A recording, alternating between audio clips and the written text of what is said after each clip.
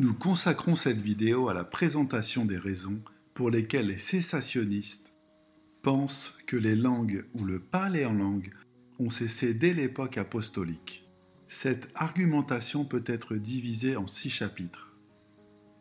Nous ne disons pas ici que Dieu n'agit jamais de façon extraordinaire. Nous ne disons pas non plus que Dieu ne guérit pas, et nous ne disons pas non plus que Dieu n'agit jamais de façon providentielle, pour faire advenir ce qui est humainement impossible.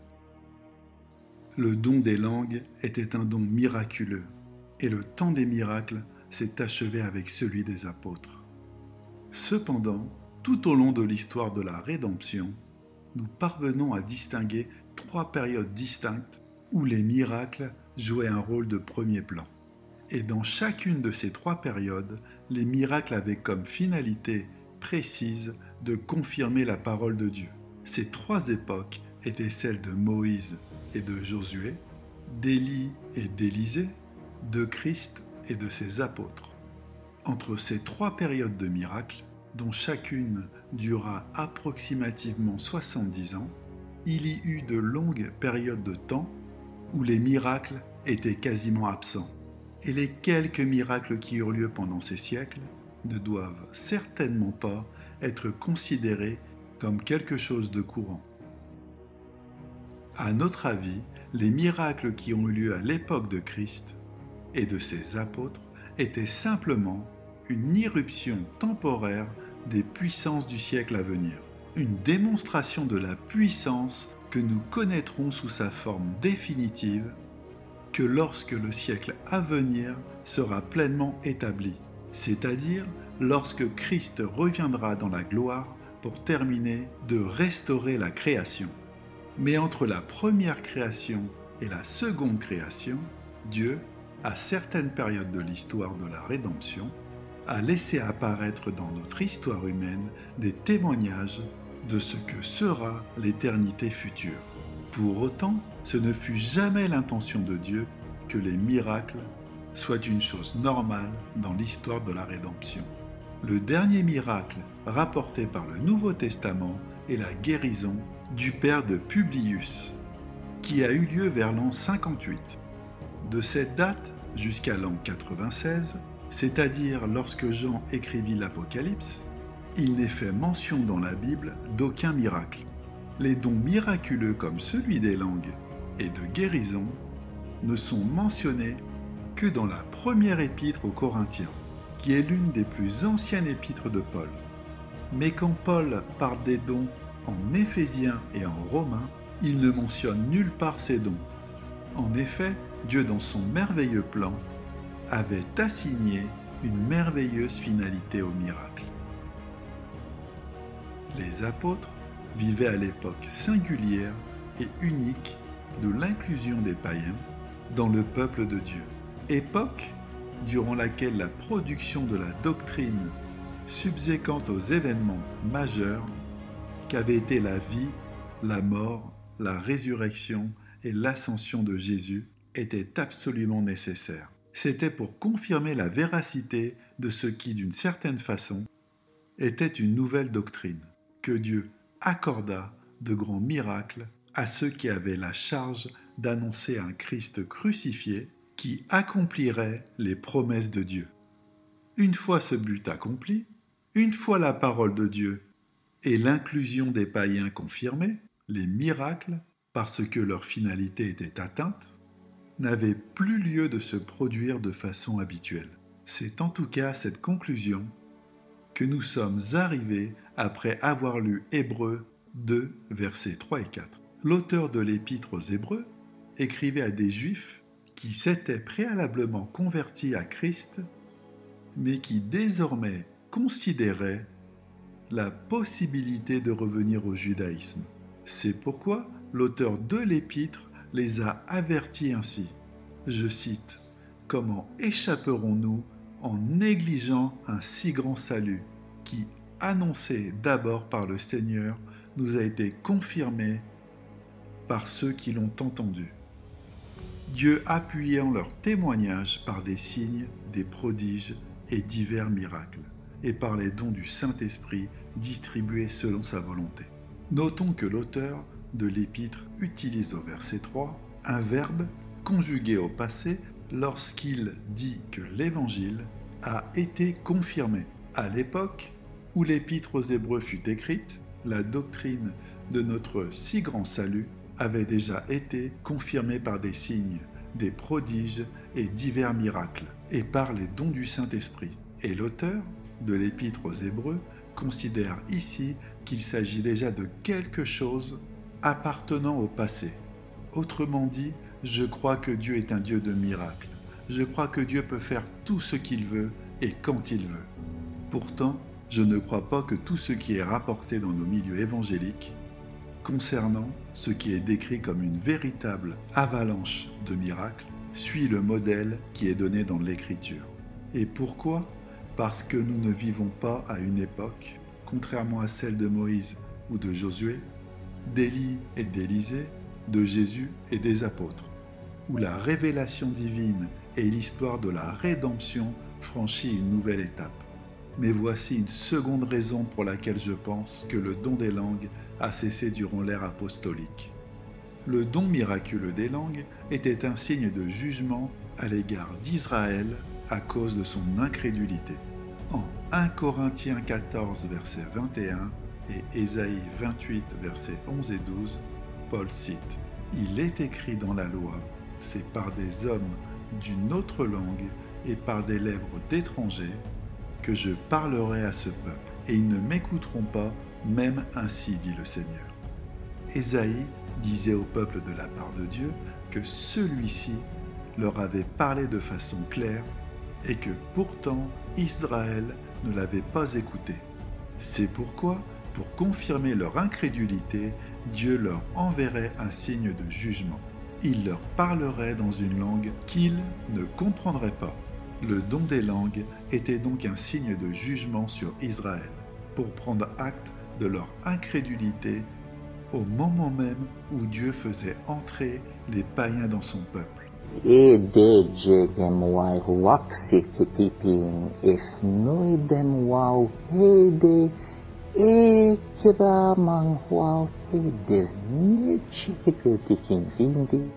Mais nous étudierons en détail ce que dit Paul à ce sujet lorsque nous étudierons 1 Corinthiens 14. Ce que nous pouvons dire pour l'instant, c'est que le don des langues était premièrement donné par Dieu comme signe de jugement contre Israël. Par conséquent, les langues sont un signe non pour les croyants, mais pour les non-croyants. Ce signe n'était pas destiné aux chrétiens, mais aux incroyants juifs. Dieu jugeait son peuple en le rejetant et en faisant connaître ses merveilles à des peuples qui jusqu'à présent n'étaient pas son peuple. Mais une fois que cette période de transition fut passée, le signe des langues n'avait plus lieu d'être. C'est pourquoi il cessa. La troisième raison pour laquelle je crois que le don des langues a disparu, c'est que le don des langues était inférieur au don de prophétie. Lorsque les langues étaient interprétées, cela édifiait l'Église, en plus d'être seulement un signe de jugement envers Israël. Ainsi, l'édification que l'on retirait de l'interprétation était un bénéfice secondaire par rapport à la signification principale du signe. Certaines personnes reconnaissent que le don des langues était d'abord un signe contre Israël, mais elles disent que les langues n'ont pas pour autant cessé d'être lorsque cette finalité fut accomplie. Car, disent-ils, les langues interprétées pouvaient certainement continuer à édifier l'Église. À cela, nous répondons que ça ne semble pas une conclusion logique. En effet, le don des langues servait de signe de jugement et accessoirement édifiait l'Église lorsqu'il était interprété. En revanche, il existait un don dont la conséquence première était l'édification et qui édifiait bien mieux l'Église que le don des langues. Il s'agit de la prophétie. En 1 Corinthiens 14, verset 1, nous lisons « Recherchez l'amour, aspirez aussi aux dons spirituels, mais surtout à celui de la prophétie. » En fait, tout le chapitre 14 sert à démontrer que le don des langues est inférieur à la prophétie aussi bien en ce qui concerne la communication que la louange ou l'évangélisation. Au verset 19, Paul écrit d'ailleurs que « J'aime mieux dire 5 paroles avec mon intelligence afin d'instruire aussi les autres que 10 000 paroles en langue. Il n'y a donc aucune raison d'exalter le don des langues. Et une fois que le but de ce don a été atteint, il n'y a pas de raison que les langues perdurent pour édifier l'Église. Alors qu'un autre don accomplit bien mieux cette tâche. C'est ce que nous trouverons au chapitre 14 lorsque nous l'étudierons plus en détail. La 4e raison pour laquelle je crois que le don des langues a cessé, c'est que le parler en langue est devenu inutile à partir du moment où le canon de l'écriture a été clos.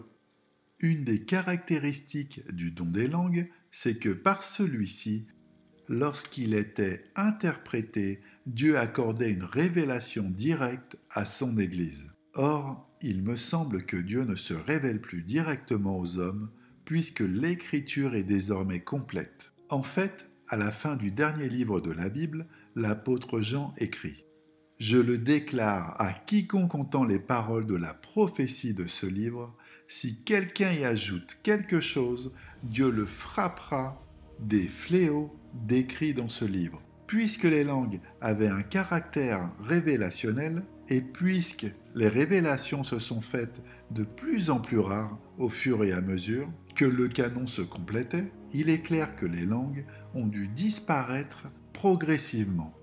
Nous lisons en Hébreux 1, versets 1 et 2, « Après avoir autrefois, à plusieurs reprises et de plusieurs manières, parlé à nos pères par les prophètes, Dieu, dans ces derniers temps, nous a parlé par le Fils. Dans ces derniers temps, Dieu nous a donné la parole du Fils, le Nouveau Testament. C'est pourquoi il n'y a, après cette révélation finale, plus aucune révélation qui puisse s'ajouter à la parole de Dieu. La 5e raison pour laquelle je crois que les langues ont cessé, c'est que les langues ne sont mentionnées que dans les épîtres les plus anciennes du Nouveau Testament. Il me paraît significatif que le seul épître qui mentionne le don des langues soit 1 Corinthiens. Paul a écrit 12 autres épîtres et n'en a plus jamais parlé. Pierre n'en a jamais parlé. Jacques n'en a jamais parlé. Jean n'en a jamais parlé. Et Jude n'en a jamais parlé. Le don des langues a disparu. Même si à travers l'histoire tout entière, les mystiques de tous les temps ont toujours voulu croire que Dieu donnait des révélations privées à chaque individu. On ne peut que constater que ce n'est pas une vision biblique. Dieu a donné sa parole et l'a authentifiée par des miracles, de sorte que désormais nous avons accès à lui par la foi qui a été transmise aux saints une fois pour toutes.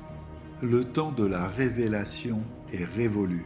Les langues, en tant que don à caractère révélatoire et servant de signe de jugement envers Israël, ont perdu toute raison d'être. 1 Corinthiens 13, verset 8, nous dit que les langues cesseront. Nul ne peut le contester.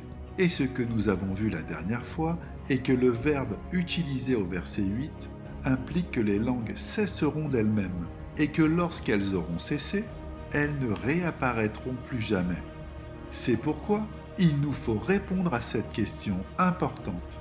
Depuis l'ère apostolique, le don des langues a-t-il historiquement cessé ? Eh bien, la 6e raison pour laquelle je crois que le don des langues a cessé, c'est que, historiquement, le don des langues a cessé à l'époque apostolique. Entre la fin du 1er siècle et le début du 20e siècle, il n'y a eu aucune occurrence du don des langues dans des églises réellement évangéliques. Et que s'est-il passé alors pendant 18 siècles ? Trouvons-nous dans 1 Corinthiens 13, verset 8, que les dons des langues cesseront, puis réapparaîtront ? Non, les langues cesseront, point. La finalité des langues a été accomplie. Notre compréhension est confirmée par le fait que les pères de l'Église n'avaient apparemment qu'une compréhension très limitée des langues. Lorsqu'on étudie les écrits des pères de la période post-apostolique, ils ne s'intéressaient jamais au don des langues. Cléon Roger, un érudit et un missionnaire, a écrit ceci: qu'il ne soit fait nulle part allusion au don des langues dans aucun des écrits des pères post-apostoliques est hautement significatif. Il y a encore une multitude d'exemples que je ne manquerai pas de mentionner en fin de vidéo. Ainsi, pour les plus grands théologiens de l'Église post-apostolique, le don des langues était considéré comme une pratique révolue. Au IVe siècle, ils ne savaient même plus de quoi il s'agissait. Les prétendues occurrences des langues depuis l'ère apostolique ne sont pas convaincantes. À la limite, ou hors de l'orthodoxie chrétienne, les seuls qui dans l'Église de l'époque post-apostolique prétendirent parler en langue étaient les disciples de Montanus et de Tertullian. Au milieu du IIe siècle, Montanus, un prêtre païen, récemment converti au christianisme, se proclama porte-parole du Saint-Esprit. Convaincu que le Christ allait bientôt établir son royaume, depuis sa propre ville natale en Phrygie, Montanus déclara qu'il parlait en langue parce que la fin des temps était venue. Il était accompagné par 2 prêtresses, Prisca et Maximilia, qui elles aussi parlaient une langue extatique. Montanus fut banni de l'Église comme hérétique. Tertullian, un grand docteur de l'Église, qui rallia pourtant l'hérésie montaniste vers la fin de sa vie, plaida également pour l'exercice du parler en langue. Il vécut de 150 à 222 après Jésus-Christ. Ajoutons que pendant cette période, on peut trouver d'autres occurrences de langue, ou du moins de langage extatique, mais en dehors du christianisme. Les langues étaient caractéristiques des religions païennes et non du christianisme. Après Montanus et Tertullian, l'irruption suivante des langues au sein du christianisme n'eut pas lieu avant le XVIIe siècle. Il s'agissait des camisards.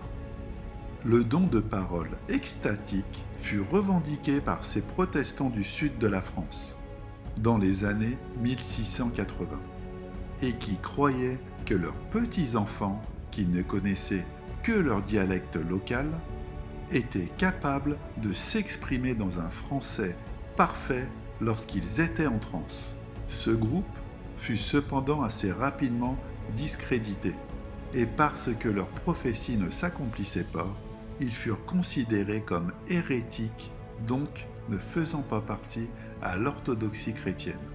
Après eux, un groupe de réformateurs au sein de l'Église catholique romaine, les jansénistes, tenaient dans les années 1730 des rencontres nocturnes sur la tombe de leur fondateur, durant lesquelles ils auraient parlé dans des langages extatiques.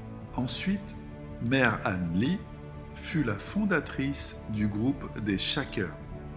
Elle se considérait comme l'équivalente féminine de Jésus-Christ, Dieu dans un corps de femme. Elle fonda la communauté des Shakers à Troy, dans l'État de New York, et prétendit avoir reçu de Dieu que toutes les relations sexuelles étaient corrompues, y compris dans le mariage. Il est rapporté qu'afin d'enseigner à ses disciples à mortifier la chair et à résister à la tentation, Mère Anne Lee aurait institué la pratique curieuse suivante: des hommes et des femmes nus dansant ensemble en parlant en langue. Puis dans les années 1830, Edward Irving mit en place à Londres un petit groupe connu sous le nom d'Irvingites. Ce groupe commença à parler en langue, à prophétiser et à guérir.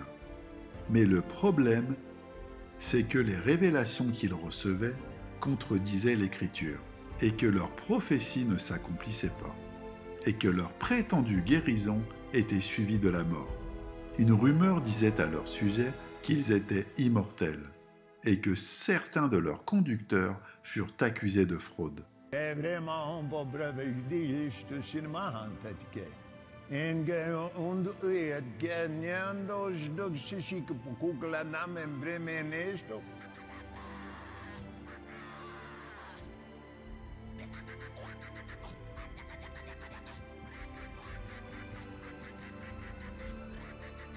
Marakate pialba kanti mante remo. Imo shandaya, io shandaya. Mandele boshi ki karamba dori de baramba no sabosha. Manda kishiti kolora bashata. Manda kalaboho masiki loboko da masa. Herabaka, rataka hasa, mandarabaka dara, rataraka seka.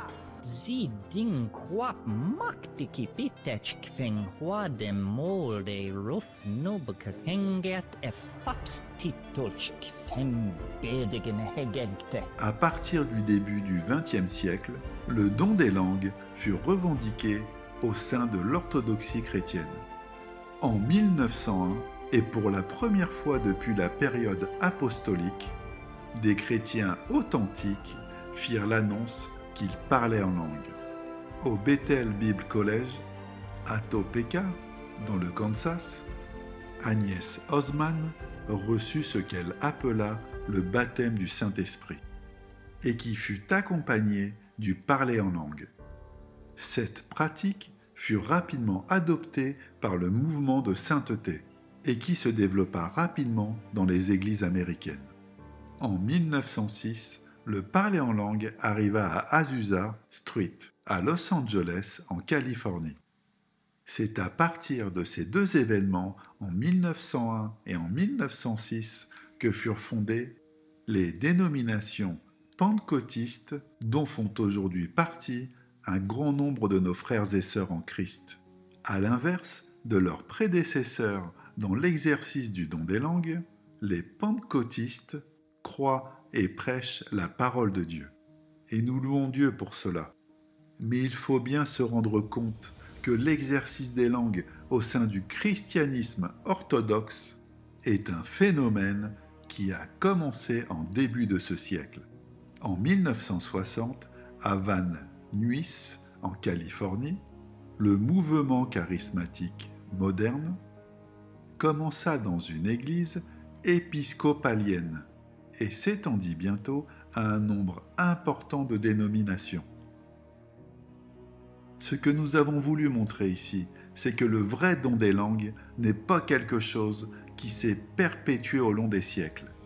Le Saint-Esprit, par l'apôtre Paul, a annoncé en 1 Corinthiens 13, verset 8, que le don des langues cesserait. Et nous sommes obligés de constater qu'historiquement, il a bel et bien cessé. Et nous ne voyons aucune raison de croire que le don des langues est soudainement réapparu. Et on me demandera alors, si ce n'est pas le don des langues que nous voyons aujourd'hui, alors de quoi s'agit-il? Et comment peut-on expliquer cela autrement? Nous traiterons ce sujet dans la deuxième partie. En attendant, comme promis, voici quelques récits de nos anciens. Que la grâce de notre Seigneur Jésus-Christ vous accompagne. À bientôt.